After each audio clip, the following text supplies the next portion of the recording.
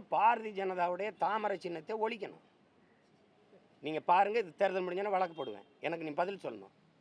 பள்ளிக்கூடத்துலேருந்து இந்த தேசிய மலர், நாட்டு மலர், தாமரை தாமரை தாமரைன்னு எல்லாரும் படிக்கணும். அது எப்படி ஒரு ஒரு இப்போ பொலிட்டிக்கல் பார்ட்டிக்கு சிம்பலாக கொடுத்த?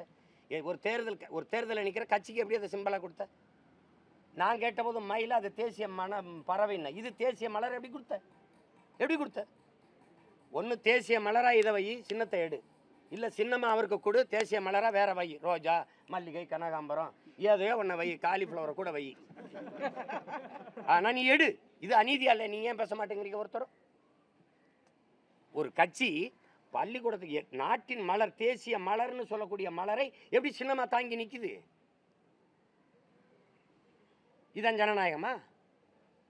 ஒரு சின்ன பையன் ஒன்றும் கிடையாது. திமுக எத்தனை வருஷம் ஆன கட்சி, அதிமுக எவ்வளவு, பிஜேபின்னு இவர் தம்பி அருமை சகோதரர் அண்ணாமலையோட கட்சியை 100 ஆண்டத்தோட போது எவனோ ஆரம்பிச்சவன், எவனோ உருவாக்குனவன். தம்பி, இந்த கட்சி நானே மண்ணு மிதித்து, நானே மண்ணை குலைச்சி, செங்கல் வச்சு அறுத்து நானாக கட்டுற கட்டடம். இது அப்படி கிடையாது. நீ கூட்டணி தேடி அலையிறீங்க, அவர் கூட்டணி தேடி அலைகிறாரு, இவர் கூட்டணி தேடி அலையிற. தமிழ்நாட்டில் ஒரே கட்சி, பெரிய கட்சி நான் தான். 40 தொகுதியிலையும் போட்டிடுறேன், 234 போட்டிடுவேன். அதெல்லாம் யாரும் பேச மாட்டீங்க. அல்லாடுறீங்களே. மக்களை சந்திக்கிறதுக்கு, மக்களை போய் மக்களை நம்பி நிற்க ஒருத்தருக்கு துணிவில்லை. இன்னும் யார் எந்த பக்கம் போகிறான்னே தெரியல. நோட்டு பேரன், சீட்டு பேரன். இதுக்கு முன்னாடி ஒருத்தர் இருந்தார், ஐயா விஜயகாந்த். அவர் 234 போட்டார், பாராளுமன்றத்தில் 40 தொகுதியில் போட்டார். அதுக்கப்புறம் நான் தான். இதுக்கு முன்னாடி அம்மா ஜெயலலிதா போட்டாங்க 2014. வேறு யாருக்கு துணிவு இருக்குது கேட்டால் என்னை அதர்ஸ்.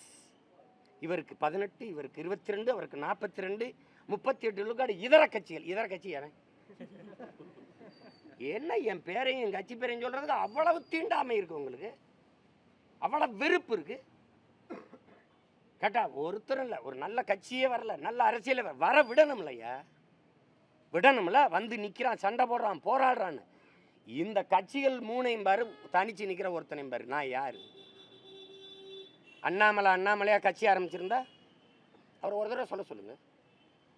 சீமா நிற்கிற இடத்துல நிற்க முடியுமான்னு கேளுங்க. அப்போ நீ ஆண்மகன் நில்லு, நிற்சிங்க, சொல்லு பாப்பா. எடப்பாடி நிற்க சொல்லுங்க, இல்லை ஸ்டாலின் சொல்லுங்க பார்ப்போம். இது நான் என் கட்சி, நான் இப்போ அவரே பேட்டி கொடுக்குறாரு சகோதரர் அண்ணாமலை அவர் விழுந்து. ஏங்க அதெல்லாம் நான் முடிவு பண்ண முடியாதுங்க. தமிழிசை நிற்கிறாங்களா, நிர்மலா சீதாராமன் நிற்கிறாங்களா, அண்ணாமலை நிற்கிறாரா தெரியாது. யாரோ ஒருத்தர் முடிவு எடுக்கணும். அப்புறம் நீங்கள் தலைவர்ன்றீங்க. இங்கே எந்த இடத்துல யார் நிற்கணும் நான் முடிவு எடுப்பேன். ஏன்னா என் கட்சி, அது உங்கள் கட்சி இல்லை.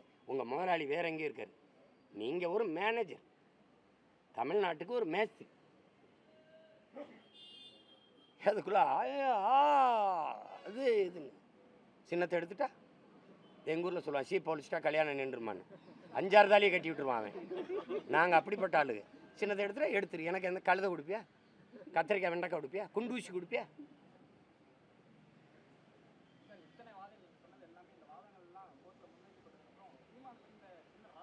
அது ஒரு நீதிபதிகிட்ட பேச்சு இல்லையே.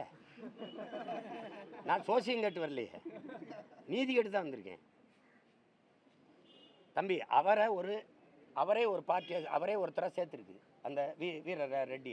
அவரையும் அவர் அழைக்கல. அவர் சொல்கிறார், நான் இந்த சின்னமே கேட்கலங்க, அவங்களாம் கொடுத்தாங்கன்னு சொல்கிறார்லன்ட்டா அதை ஒரு தடவை சொல்லுவார்ல.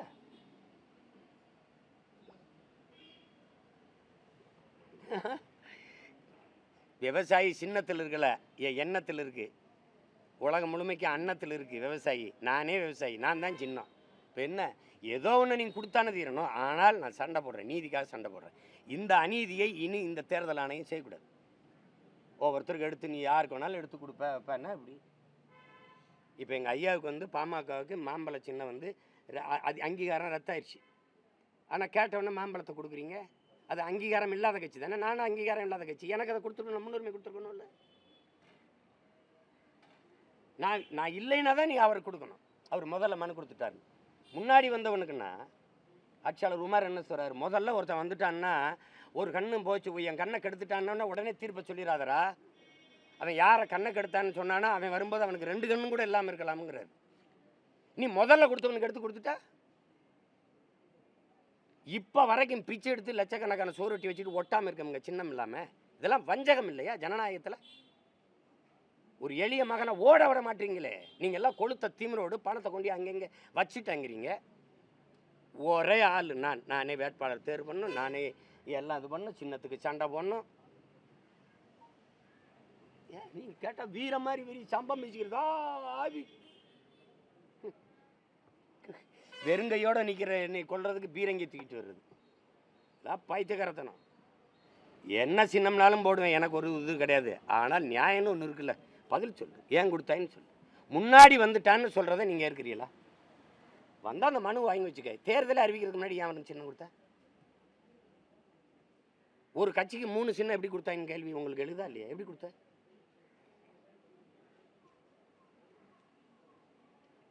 அவர் போய் எங்களுக்கு அந்த சின்னத்தை கொடுங்கண்ணே, அவருக்கு நிற்க எங்களுக்கு வந்து எங்களோட சேர்ந்து நிற்கிறீங்களா? நான் எங்கிட்டு போய் நிற்கிறது? நாளைக்கு அவர் என்ன சொல்கிறாருன்னு பார்த்து, டெல்லி உயர்நீதிமன்றம் என்ன சொல்லுன்னு பார்த்து, நீதிமன்றம் எனக்கு சின்ன வருது வரல, நான் சண்டை போடுறேன்ல, இது பார்க்குறோன்னு திரும்ப. ஆமாம், இது அநீதி நடந்திருக்குன்னு எனக்கு இழைக்கப்பட்ட அநீதி தெரியும்ல. இந்த வாடகை வாய்கள் மாதிரி உட்காந்துக்கிட்டு போயிடுச்சு சின்ன, ஐயோ. பல பேர் நான் சாகிறதுல சந்தோஷப்படுறேன், ஆனால் உங்களெல்லாம் சாகடிக்காமல் செத்துருன்னு நினைக்கிறீங்களா? நக்கல் உங்களுக்கெல்லாம் நையாண்டி. உங்களுக்கும் உங்கள் பிள்ளை வீட்டுக்கும் சேர்த்தாண்டா நான் போராட்டிருக்கேன். பைத்தியக்காரப்பல் டேய், உங்களுக்கும் சேர்த்தான் நான் போராட்டிருக்கேன். எனக்கு வந்ததை நான் தாண்டி நிற்கிற ஆண்மையும் வீரத்தையும் என் தலைவன் எனக்கு கொடுத்துருக்கான், துணிவையும் எனக்கு கொடுத்துருக்கான். உங்களை மாதிரி உட்கார்ந்த இடத்துலையே பேசி பிழைக்கிற கோழைகள் இல்லை நான். ஒரு அறைக்குள்ள உட்காந்துக்கிட்டு இன்றைக்கு பார்த்தீர்கள் என்றால் அப்படி பேசுகிறவன் இல்லை, பல்லாயிரக்கணக்கான மக்களுக்கு முன்னாடி நின்று பேசுகிறவன்.